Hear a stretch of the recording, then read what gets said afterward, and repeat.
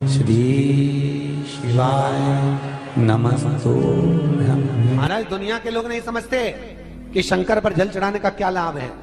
शिव महापुराण कहती है, अगर एक दिन शिव महापुराण की कथा कहती है, मंगलवार को अगर शिव जी के मंदिर में, शंकर के मंदिर में जाकर एक लोटा पानी चढ़ाया जाता है तो हमारे कार्य में उन्नति होती है। कोई व्यापार नहीं चलता हो, दिक्कत आ रही हो तो हनुमान जी के दूसरे नंबर का भाई गतिमान का स्मरण करो। हनुमान जी के उल्टे पांव का सिंदूर लाकर गतिमान का नाम लेकर स्वस्तिक बना दिया जाए व्यापार वाली जगह पर, तो व्यापार अच्छा चलने लगता है महाराज। कोई व्यक्ति पैसा खा गया, नहीं दे रहा, बहुत परेशान हो गए, मांग मांग कर दे गए, नहीं दे रहा, हाथ जोड़ लिया, पांव जोड़ लिया, सब कुछ कर लिया, नहीं दे रहा, तो हनुमान जी के तीसरे नंबर का भाई रतिमान, रतिमान, गतिमान रतिमान, रतिमान का नाम लीजिए। पीपल के पत्ते पर लाल सिंदूर से जो व्यक्ति पैसा लेकर गया उसका नाम लेकर बहते हुए पानी में अपनी कामना कर रतिमान का नाम लेकर छोड़ दीजिए। 15 दिन में रतिमान ऐसी उतावली मचाता है कि उसको हाथ जोड़कर वो खुद फोन लगाकर बोलता है, भैया तेरा मैं पैसा लौटा दूंगा। रतिमान का स्मरण किया जाता है। रतिमान, ध्यान दीजिएगा, हनुमान का एक स्मरण, पंचमुखी हनुमान का एक भाव। महाराज, जैसे बहुत ज्यादा तकलीफ अगर व्यक्ति को हो गई है, बहुत कष्टमय जीवन चल रहा है, हार गए हर जगह से और तकलीफमय जीवन चल रहा है, तो पंचमुखी हनुमान का एक शिव महापुराण का और स्कंद पुराण का एक बड़ा सुंदर मंत्र है। उस मंत्र को आप सब एक बार हमारे साथ में बोलें। ओम नमो हनुमते रुद्र अवताराय सर्व शत्रु संहारणाय सर्व रोग हराय सर्व वशीकरणाय रामदूताय स्वाहा। बस इस मंत्र को हाथ में काली तिल लेकर, एक जौ लेकर और गूगल लेकर, थोड़ा सा उसमें गाय का घी डालकर, कंडे को या अग्नि को जलाकर इस मंत्र का 11 बार 21 बार जाप कर कर अपनी कामना कर कर छोड़ दीजिए। कैसा भी रोग हो, बीमारी हो, कष्ट हो, दुख हो, तकलीफ हो, 21 दिन के अंदर वो आनंद आना प्रारंभ कर देता है। इस मंत्र, स्कंद पुराण का, शिव महापुराण का ये मंत्र मूल पंचमुखी हनुमान सुख दे। और एक और चीज याद रखिए महाराज,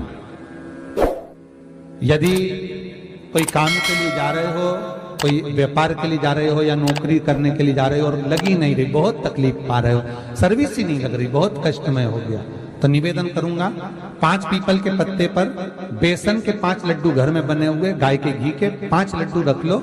उस लड्डू के बीचों बीच एक आटे का दिया और उसमें तिल्ली का तिल डालकर इसी मंत्र का प्रयोग कर कर पंचमुखी हनुमान का किसी भी हनुमान के मंदिर में जाकर, दक्षिण मुखी हनुमान के मंदिर में जाकर उसको रख कर आ जाइए। इसके बाद आप उस काम के लिए जाइए, आपका काम सफल हो जाएगा। आपको किसी को नहीं कहना पड़ेगा कि हाथ जोड़ना नहीं पड़ेगा, किसी के पांव नहीं पड़ना पड़ेंगे, तुरंत काम होगा।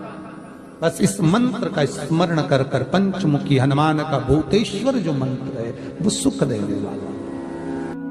पूरे घर में वास्तु के हिसाब से केवल एक दीवार ऐसी होती है जहां पर हनुमान जी का चित्र लगाया जाए।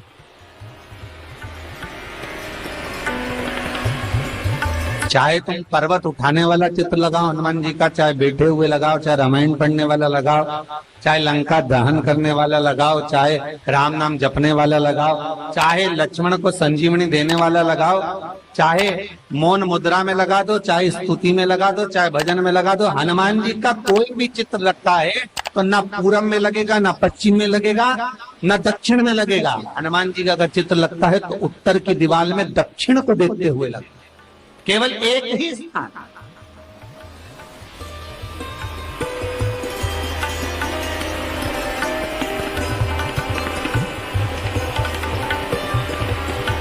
जैसे पूर्वजों के चित्र को, पितरों के चित्र को, गए हुए हमारे जीवों के चित्र को दक्षिण में विराजमान किया जाता है, उसी तरह हनुमान को उत्तर में विराजमान कर कर दृष्टि दक्षिण में कर दी।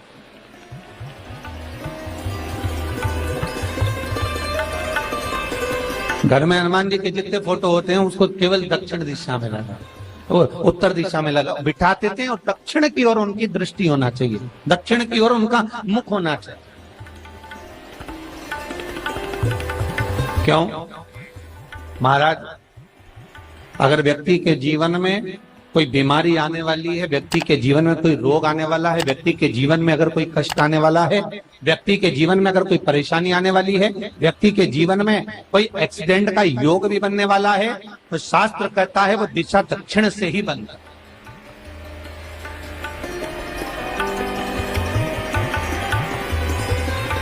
ये दक्षिण जो दिशा है ये यम की दिशा है। यहाँ संपूर्ण परिवार के साथ यमराज अपने आनंद में निवास करते।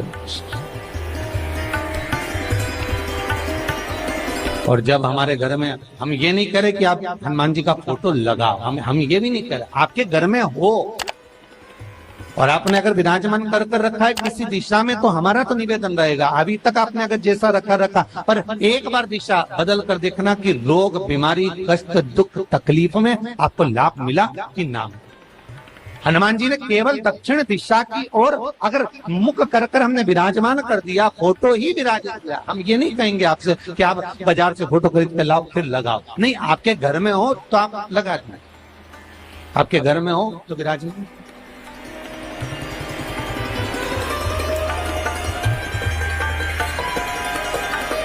अच्छा, कितनी विपरीतता है वो भी आप जरा जानिएगा महाराज, कि शंकर भगवान के ऊपर जो जल चढ़ाया जाता है उसकी जलाधारी उत्तर में जाती है महाराज। भगवान शिव का जो जल जा रहा है वो उत्तर की ओर जा, और हनुमान जी को उत्तर में विराजमान कर मुख दक्षिण की ओर कर। क्यों? प्रबल दिशाओं में उत्तर और दक्षिण महाराज, ये जो दो दिशाएं, इनको साधने के लिए कोई देवता आगे नहीं। अगर इन दिशाओं को कोई साधने वाला है तो केवल एक देवाधिदेव महादेव ही हो सकता। काल का हरण करने वाला वो महाकाल ही हो सकता। शंकर का ही एक अवतार है हनुमान जी महाराज, रुद्र अवतार महाराज। हनुमान जी से कहा तुम दक्षिण की ओर दिशा पर संभालिए, शिव जी कहते हैं मेरा जल जब उत्तर की ओर जाएगा तो इस दिशा को मैं संभाल, चिंता ना करिए। जो स्मरण करने वाला होता है, भजन करने वाला होता है, कीर्तन करने वाला होता है, नाम जाप करने वाला होता है, उसका भी शास्त्र विधान कहता है, उसका भी व्याख्यान वर्णन करता है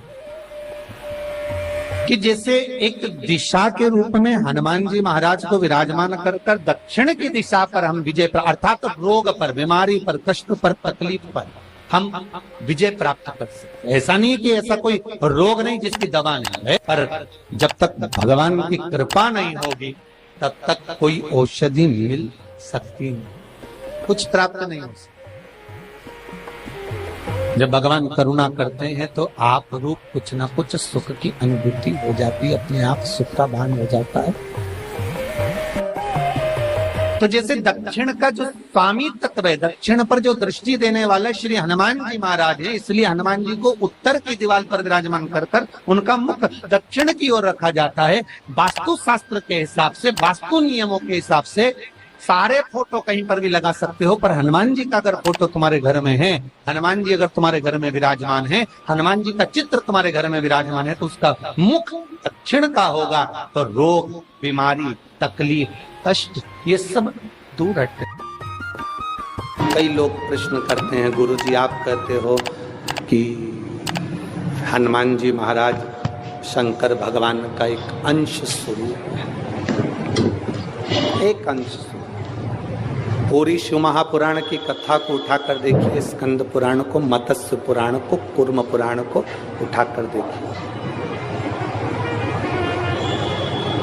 एक बाणासुर का चरित्र और एक श्री हनुमान जी महाराज का चरित्र बहुत सुंदर।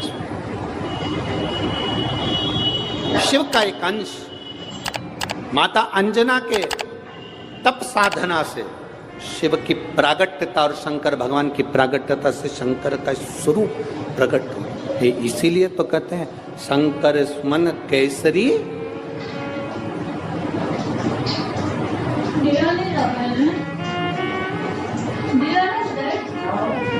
शिव का एक स्वरूप है हनुमान जी। हम तो हमेशा कहते हैं अगर आप हनुमान जी का भी दर्शन कर रहे हैं तो ये अंदाजा लगा कर रखें कि आप शंकर का दर्शन कर रहे हैं। आप शंकर का दर्शन कर रहे हैं तो ये अंदाजा लगा कर रखें कि आप हनुमान जी का दर्शन कर रहे हैं। सब एक, कोई भेद नहीं, सब एक, कोई भेद नहीं। देवताओं, आप एक बेलपत्र,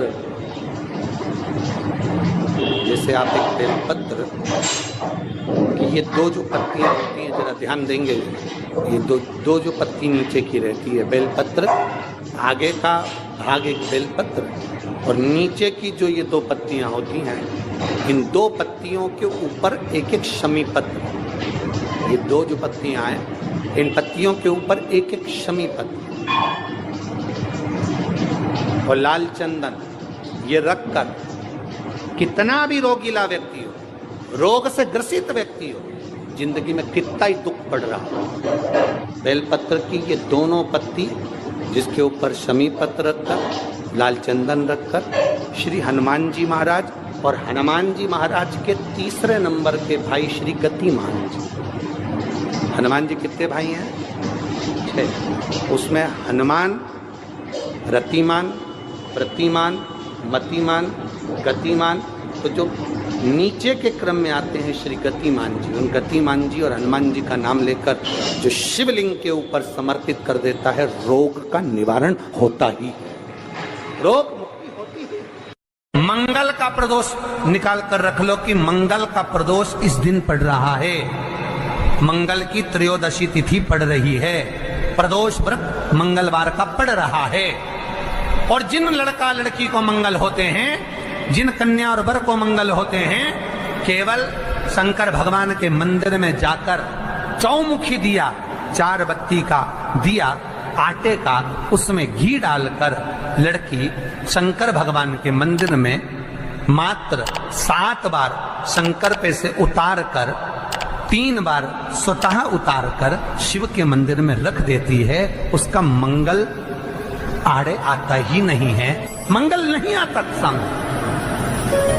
मंगल प्रदोष व्रत का इतना महत्व है महाराज। जब जिस महीने में जो प्रदोष पड़ा करे, जब प्रदोष पड़े, बन सके 1 बेलपत्र, बन सके 5 बेलपत्र, शमी पत्र, हरा मूंग बेलपत्र, एक कलश के अंदर थोड़ा सा पानी लेकर 1 बेलपत्र, हरा मूंग, शमी पत्र डालकर और उसमें थोड़ा सा गुड़ डालकर भगवान शिव का स्मरण कर कर प्रदोष काल में, मान लो कोई काम आपका बहुत जरूरी है, बहुत दिनों से आप थक गए हैं, नहीं हो रहा, कर्जा बढ़ रहा है, धन नहीं आ रहा, व्यापार नहीं चढ़ रहा, या कोई समस्या बहुत प्रबल है, कोई एग्जाम में बैठ रहे हो, नहीं हो रहा, परीक्षा भी दे दी है, रिजल्ट आने ही वाला है, तो भी प्रदोष काल में, प्रदोष के समय वो जल, मूंग, शमी पत्र और बेलपत्र और गुड़ का शंकर के शिवलिंग को समर्पित करना प्रारंभ कर दो। 2 या 3 प्रदोष करोगे, बाबा आपकी मनोकामना शीघ्र पूर्ण कर देगा। शंकर भगवान पर चढ़े हुए जल जब नीचे की ओर आता है, जिस जगह पर जल गिरता है उस जगह पर मात्र एक दुर्वा प्रदोष के दिन अपनी कामना कर इस शरीर के सुख के लिए शंकर भगवान के जल गिरने वाले स्थान के पास में अवधूतेश्वर महादेव के नाम से रख दी जाती है, तो जिंदगी में कभी बड़ी बीमारी नहीं आती। उसी तरह जिससे रोग को समाप्त करने के लिए दुर्वा का प्रयोग किया जाता है। कभी ऐसा योग लगे आपके जीवन में कि आप जिस व्यापार को आपने करा उस व्यापार में आपको फल नहीं मिला, फिर आपने व्यापार चेंज करा, फिर बदल कर देखा, फिर उस व्यापार को कर देखा, उसमें फल नहीं मिला, फिर आपने वापिस व्यापार को बदलने का विचार किया, तो हमारा निवेदन रहेगा उस व्यापार को बदलने से पहले एक काम जरूर कर देखें। 3 स्थान पर बेलपत्र को चढ़ा कर देखिएगा। अगर आपको लगे कि मैंने व्यापार बदल लिया, एक बार बदला, कई लोग ऐसे भी होते हैं जो पैसा इकट्ठा करते हैं, धन एकत्रित करते हैं, और कोई व्यापार ऐसा कर लेते हैं जिस व्यापार में धन चले जाता है तो वो धन वापिस नहीं आता महाराज, वो व्यापार का धन वापिस नहीं आता।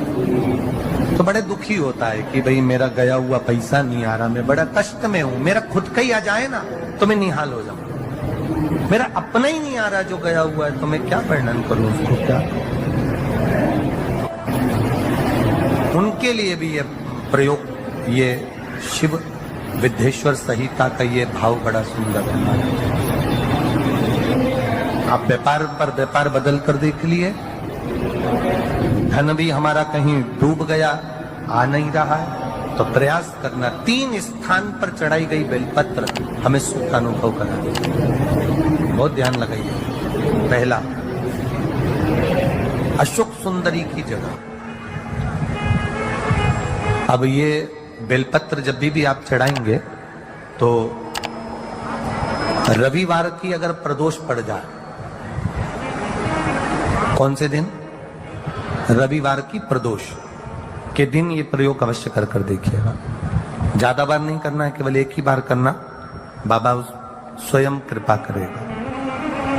अपने मंदिर में, अर्थात अपने घर के पास कोई मंदिर हो, शिवालय हो, देवालय हो, जहां शंकर भगवान विराजमान हो, शिवलिंग हो, ऐसी जगह पर अवश्य करें। हमें कहीं दूर जाकर ये प्रयोग नहीं करना, अपने शिवालय, अपने जो घर के आसपास में शिवालय हो वह। एक बेलपत्र अशोक सुंदरी वाली जगह। अब उसको अशोक सुंदरी की जगह पर भी चढ़ाने का तरीका क्या है? जब हम बेलपत्र चढ़ाएंगे तो उस बेलपत्र को चढ़ाते समय आपकी जो बेलपत्र की डंडी है, वो बेलपत्र, रविवार प्रदोष के दिन का ये उपाय है महाराज। ये बेलपत्र की जो डंडी है, इस डंडी का भाग शिवलिंग की ओर होना चाहिए। ये जो डंडी है, इसका भाग अशोक सुंदरी पर जब चढ़ाएंगे तो शिवलिंग की ओर इसका भाग होगा महाराज। दूसरी, बेलपत्र को जब हम समर्पित करेंगे, जया, विषहरा, शामरीवारी, दौतली, देव, मान लो जलाधारी ऊपर नहीं है शंकर जी के, तो उसका स्मरण कर 5 कन्याओं का नाम लेकर, जया, विषहरा, शामलीवारी, दौतली, देव, इनका स्मरण कर शंकर भगवान के शिवलिंग पर बेलपत्र रखेंगे। बेलपत्र कहां रखना है? आप अगर यहां बैठे हो तो आपके विपरीत में डंडी का मुख होना चाहिए। ये बेलपत्र की जो डंडी है, इसका मुख आपके विपरीत में हो। आप यहां बैठे हो तो डंडी उधर होगी, आप इधर बैठे हो तो डंडी का मुख इधर होगा, आप उधर बैठे हो तो डंडी का मुख इधर होगा, आपके ठीक विपरीत की ओर डंडी का मुख हो। ये 2 जगह बेलपत्र समर्पित करने के बाद तृतीय बेलपत्र शिवलिंग की जो